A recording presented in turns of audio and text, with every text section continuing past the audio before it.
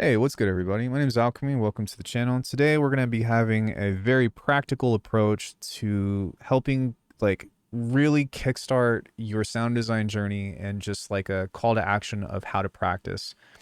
I, okay, look, I don't mean to like hate on anybody or be disrespectful or anything of the sort, but I kind of have an issue with how a lot of people are doing sound design as the last 10 years because it just drives me crazy when someone's like, hey, I'm going to teach you how to make this sound. Go here. Turn this to 12 o'clock. Turn this to whatever. Turn this to like, okay, cool. But one, how many of you have done that and it still doesn't sound anything like the patch? And two, how many of you have actually had access to the patch and tried to deconstruct it and still haven't been able to recreate it? Like just memorizing, and even just like opening a patch and turning stuff off or whatever doesn't necessarily help paint the relation of how the sound is put together.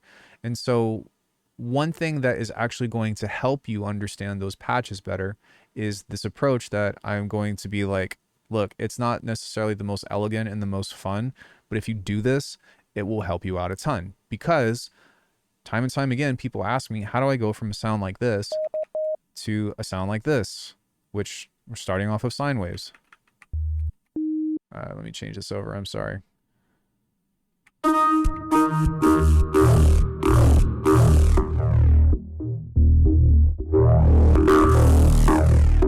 Or even a sound like this, just from basic stuff. If you turn all this stuff off and you just look at this, what is this? It's just a saw wave, right? So the thing is rather than teach you all of these like cool tricks or whatever, the fact of the matter is that I have learned, for one, the vocabulary of what all this stuff is, which is probably going to be the most important thing, which would be like learning a language and learning to form sentences, right? Or at least say what you want. If I'm like, if I want to say, hey, I want some milk in Spanish, I'd be like, hey, leche, something, like it at least helps you kind of stumble through whatever it is that you're trying to get to. But if you don't know what a phaser is, you don't know what an EQ does, you don't know what compression is, whatever, like just getting to know the glossary sonically. And what I mean by sonically is to where you hear what it's doing to a sound is your number one like point of action or your number one direction. It's part of the reason why I love faceplant so much, is because I can be like, hey, analog, what is this? Okay, this sounds like this. This sounds like this. Oh, that's a square wave. That's a triangle. It sounds kind of like in between a square and a sine wave. Right?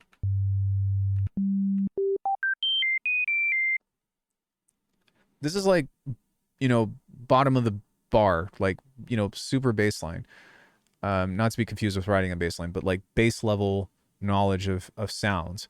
But once you even have that, then the next piece of it would be, okay, well, now I need to learn what these effects do. Okay, I put an effect on here, I do something. It does nothing. All right, what does that do? Oh, that makes this region louder. Oh, that makes my sub louder. You get what I'm saying?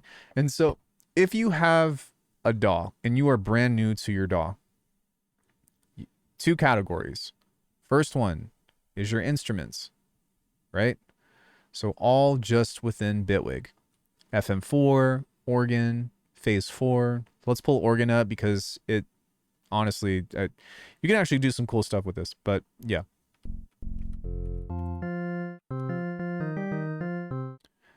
Touch all the knobs. What does it do?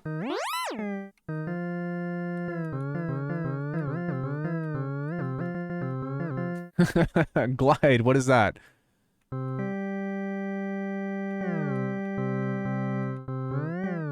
Right? The attack, what is this?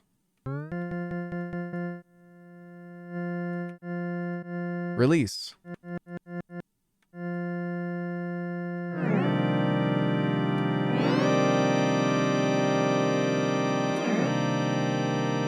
Well, now I've kind of memorized this of what each of these do, right? Left, right, blah, blah, blah, all that stuff. Um, this, not so much. It's a little bit more like, I have no idea what this is, but at least in this context, you figure out what something like this does. And even though, you know, this is a little bit confusing, thankfully for something like Bitwig, we have show help, and you can take a look at this. But once we get that, then we go into the next piece of this, which are the devices. What does the amp do?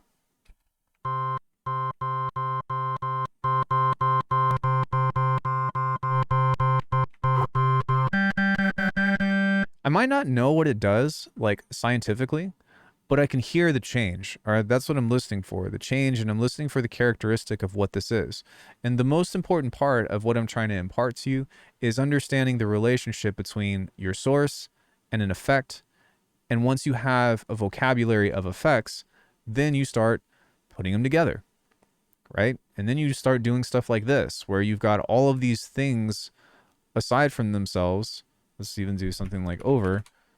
And now when you're listening or you're looking at a patch, whether it be through Faceplant or Serum or any of that stuff, you're going to hear certain characteristics of sounds that you'll be able to identify. And it might sound like magic, but we've been doing this since we were kids. And I make this example all the time, but do you remember that thing? I have the internet here. Animal wheel sound. Yeah. You guys remember this? The farmer says, the cow goes moo. The pig goes oink. The rooster goes, you know, whatever. But like, we've been doing this shit forever. This is no different. It just has a different faceplate. It has, you know, it's not as interesting as an animal, perhaps. It's just some knobs that in this particular case are green. But this is how you get to advanced sound design. And once you have this vocabulary down, once you have a basic understanding of how this is a web. Do I have Obsidian installed? She has been teaching me so much stuff with through Obsidian, but that would be something that I would need to pull up at some point or another. But you start to create this web and you start to say, okay, well, here is one thing. What happens if I go here? What happens if I go there, here, here, there, air, whatever, air, there, because I can't say there that many times. Air there. But this is how you start learning how stuff works. This is how you start understanding how complex systems work. It's not complex. It's just two simple things put together. And then you take two other things, and then you have two other simple things that are put together with this other thing that we simplified. And it changes the approach about how, for one, about like how we start rethinking what's complex. Like a beginner might be thinking, oh my gosh, this is a lot of effects or whatever, but really it's not. If you look at some of this other stuff that I have, like this, for example, you want to see something that's complicated, which I'm not trying to flex, by the way, but if we were to kind of unpack all of this, we've got this stuff, but within the same patch, we've got this stuff, and then within this, we've got this stuff. Then we've got, yeah, just, you get what I'm saying? But even still, with all of these things, you'll notice that they're broken into groups, right? So you'll see perk, filters, spaces. And what I'm doing is I'm compartmentalizing each thing respectively. So as opposed to this being the whole patch, I'm saying, okay, I'm focusing on the percussion with this group, and I made my little percussion rack. And then I can close it.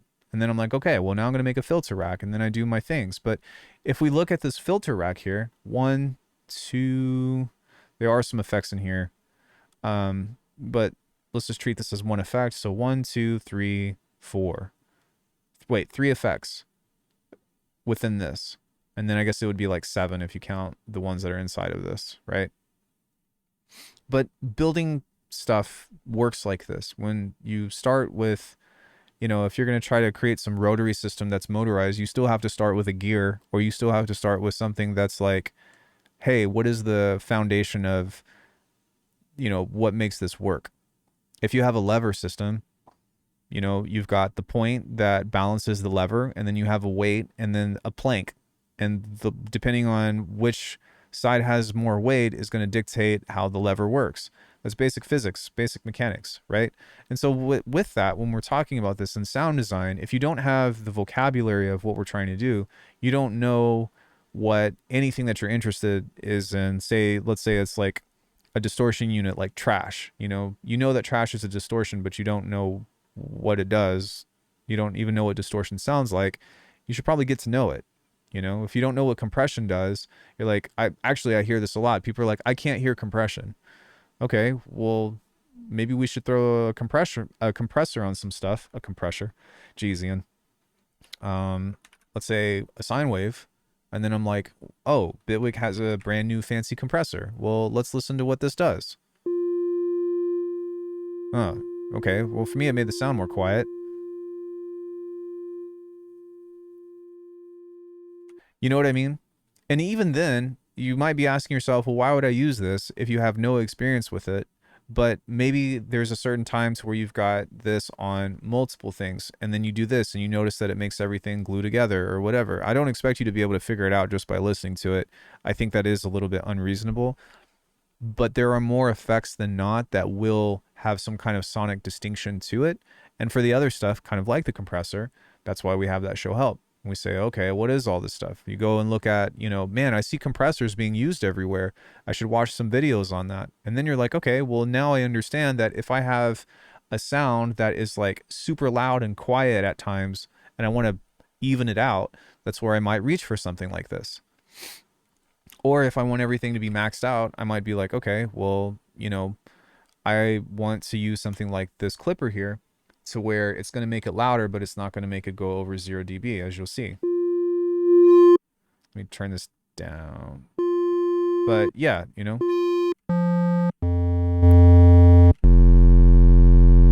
Oh, and then you need to go a step further. What's the next piece of this? Do it again and again and again and again and again and again. And then maybe on the last one you do this. This is going to be loud. Yeah. But look, like you know what I'm saying? Like, this is how you discover stuff. This is how people figure things out to where it's like, oh, I never would have thought of that before. Wait, I could do that? Yeah, because sometimes people need permission. And that's okay. But I'm giving you, for one, that permission, but two, trying to encourage you to use your ears to figure out what everything does. Or to at least have an idea of, how stuff manages together. Because when we go back to this faceplant patch, all the things that I have in here are like, there's no special sauce. There's no special like crazy effect or whatever. Sorry, I was like, why is this doing that? There's no special crazy effect or whatever other than, I suppose that looks interesting, but yeah, distortion, shaper table, slice EQ, filter, ring mod, saturator. And the other thing too that's a really important point is that you might see somebody using something in a tutorial that might be super fancy. Take, for example, like, I don't know, Cohen Sound has this video where they're making a bass and they use something called, I think it's Tarantula or Tantrum BST. I just want to see an image of it. I don't know where I got Tarantula from, but yeah. And then someone's first inclination would be like, oh shit, they're using Tantrum, I need to do that. And it's like, no, stop. What is Tantrum? What is this thing? And instead you come into realizing that it's just a distortion. And if you're somebody like me that has Bitwig and you're like, distortion, look at how many distortion types are on here. And not only that, but if you have a little bit of wherewithal, transfer curve will essentially make almost any kind of distortion curve that you want it to have. It won't be analog. Okay, that's a different conversation for a different day, but let's just pretend like it's digital. But you can make all different kinds of shapes or whatever, but understand that in whatever chain they had, they put distortion right there for the purpose of not using Tantrum as a sauce effect, but as an effect to achieve a specific sonic outcome, which in most cases of using distortion would be to do what? Add harmonics. If I have a saw or a sine wave on here, and I go like this, and I add this, this might actually not do anything. We need a little bit of a curve here.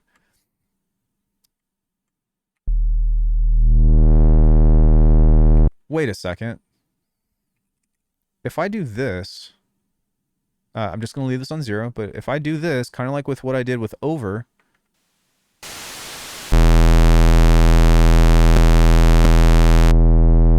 I turn this off because this is analog models and or like virtual analog, and it has white noise over it, or a noise floor. But you'll notice that it sounded very similar to what I was doing with the clipping, and that's because they both pretty much end up creating a square wave. And so now I've understood that you can actually use a clipper, and like there's no way for you to like again like necessarily be like, oh, here's the conclusion here and that's why I'm giving it to you. But the point of the matter is that you'll start to find that what you already have is, for one, good enough, and two, so many effects and so many combinations can get you to the same sound or get you to a very similar sound, you know? I guess another case in point, like if you look at the signal flow of a blueprint of a delay, chorus, flanger, comb filter, phaser, like in essence, they all have a delay in them. And then if you take it a step further between the phaser, flanger, and chorus, they're kind of cousins of a comb filter. They're a delay at the end of the day, but they all have a similar shape to a comb filter in one way or another. And then you're like, oh, well, okay, well, what makes them different? And then you explore that. But when you have that kind of understanding, that's where you'll know what to put on whatever sound that it is that you're trying to do, as opposed to, again, oh, I'm just going to do this. I'm going to do this. I'm going to do this because this is what the video said. This doesn't teach you sound design. This teaches you how to copy. And it does a pretty poor job of it because there's so many other things that you just don't even like, that you're not aware of. And I will tell you, especially with snare design, just as an example, the difference between a good snare and a shitty snare sometimes can literally be something like this. Let me see. This is going to be loud. Okay, so this is a clap. Let's say I wanted an extra layer over this of like, sorry, let me just stay in the hypothetical world. But the difference between it sounding right and not right could be like that. It's like, that could be the major difference of like what makes the sound completely break versus it actually having a good application. There is so much nuance with sound design, and I want you to be aware of that. And that's not to like turn you off from sound design. If anything, it's great because that means that there's so much to be discovered and that there's all these little things that help make it unique. But you might watch a 30-minute video on how to make something like this, and then you've got one tiny thing that's off like this, and it doesn't sound anything like what you went through the trouble of making. To which I'll say, if you are keen on breaking those patches down, if you are keen on, you know, like hell-bent on doing the whole copy the patch deal or whatever, because I'm not trying to tell you not to do that. Just being like, hey, this is why it's not working out for you. Instead of trying to get to the end results, follow the video along, and then when you listen to your sound, immediately close out of that YouTube video, close out of that tutorial, whatever, and look at what that sound is. Save that patch, duplicate the patch, and then start changing stuff in it and allow yourself the discovery of what you made and be okay with it. And if you want to go a step further, make something with it, you know, make a melody with it, make a bass line with it. It doesn't need to be a whole production, but like use it in a context that, you know, would be in a means of like, whatever, just use it. Because then you'll know, you'll have some idea of like how it can be applied, even if it's not great, whatever. I really want people to look at sound design differently than how it's mostly taught on YouTube. It is kind of heady and kind of sciencey and all that other stuff, but remember that sound design is also an art. And I know that everybody learns different. I know that, you know, we all have our own paths of how we come to stuff, but my channel, I will tell you, is more so keen on teaching you how to think as opposed to what to think. And I don't necessarily like hate every single YouTuber that does that. And I've even done that once or twice, I think, in the past, maybe like 6 years ago. But even still, like, remember that if you're doing this kind of sound design and stuff, you use it, like, if you're trying to do music and stuff, like, use it for the sake of helping fuel your own personal bias and like your own discovery or whatever. To which, like, if you really just want the sound, like, just buy the patch from whoever, you know, because everyone and their mom is making preset packs and sample packs and all that. And you really have to look at sound design different with how much of like the real thing, quote unquote, is available these days. You want crazy neurobasses? It's on the internet somewhere. It's probably on the internet for free. You want crazy drums? It's on Splice, you know? But for somebody to take the plunge and actually be like, you know what, I want to make my own stuff and my own music, you need to learn, or you need to think about it different, so that way you can still enjoy yourself while you're making tunes and not get caught up in being like, oh, I can't figure this out. Or B, you recreate the sound exactly, but your songwriting sucks because you put all your skill points into tweaking knobs, and then now you can't make a good beat. Totally not talking about myself and what I went through the past 7 years. The first 7 years of my production. I cannot tell you how much time I've spent on neurobass and drum design. How much time I still spend on neurobass and drum design. And neuro's not even a popular genre anymore. So what's the point? What is the point? Why am I even here? It's because I like it. It's because I enjoy it. And that's what you need to find with this kind of stuff. And the more that you learn how to explore, the more that you learn how to kind of like break out of safe habits of like, yo, I know this clap works like this or whatever, but I'm going to do the same thing every time, but maybe just like one small difference.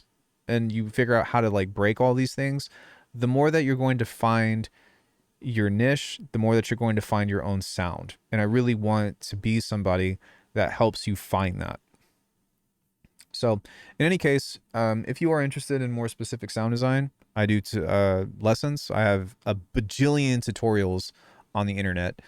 I do have presets on my website if you like the sounds that I make. And if you're just, you know, here for the ride and here for the convo and you're somebody that doesn't need any of that stuff, then awesome. I appreciate you sticking around to the end of the video just to kind of listen to me ramble. Thank you all. I appreciate it. Let me know if you have any questions or any topics of discussion for the comment section. And yeah, I'll see you in the next one.